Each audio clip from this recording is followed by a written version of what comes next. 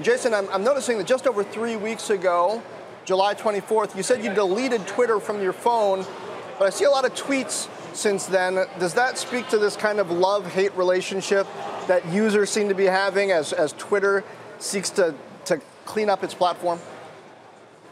Yeah, Twitter is a rage slot machine, and it's highly addictive. We see many people, from the president to Elon to journalists, taking breaks from it or embracing it too much. And it is highly addictive, obviously. I deleted it off my phone. I use it on my desktop from time to time. And obviously, when I get off air after being on CNBC, I have about 50 Tesla troll accounts attacking me every time that I have to deal with. So it's quite toxic. It's a little bit ridiculous for Jack to be out there saying that they're going to be able to police any kind of speech on Twitter. You can only react to what people have said, and the idea of policing billions of tweets is going to be impossible. The entire magic of Twitter is that anybody can mix it up with anybody. If the president posts something, I can reply and put my message right underneath his. And if I want to call the president an idiot and he wants to call Omarosa a dog, that is why Twitter exists, is for that kind of full contact debate. Now, Jack doesn't really use his own service all that much. He's a quiet guy. He's not out there mixing it up. And he wants to pretend that they're going to make it a civil place. Twitter is not designed to be civil. It's designed for people to be able to mix it up and everybody to be on an equal platform.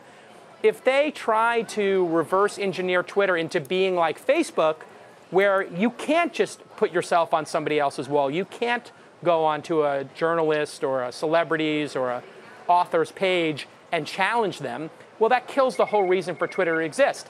But Twitter is a non-growth company, right? They're making $2 billion a year. They haven't grown. They had 300 million users in 2015. They have 330 now.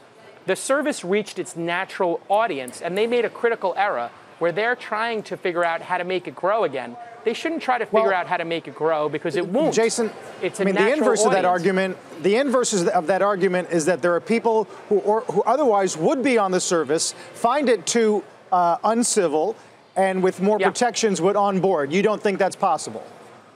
Well, you could do that, and then you lose the magic of Twitter, which is I can go under Carl Quintanilla's amazing tweets and challenge him, right?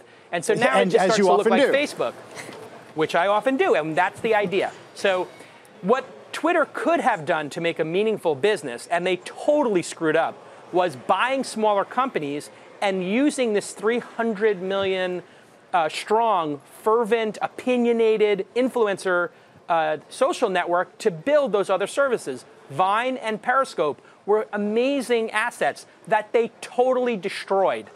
And what's the point of being public if you can't acquire companies and use that stock to then build other brands and build your service? So Twitter's lost. It's not a stock you should own. And Jack is not probably the right guy to own it. The ad network doesn't work. The ad network just pales in comparison to Facebook and Google. So I would say this is like a prisoner's dilemma. If they want to make these kind of changes, it's going to remove the entire fabric of what Twitter's supposed to be. There is one thing they could do, maybe to stop some of this, which is get rid of anonymous accounts.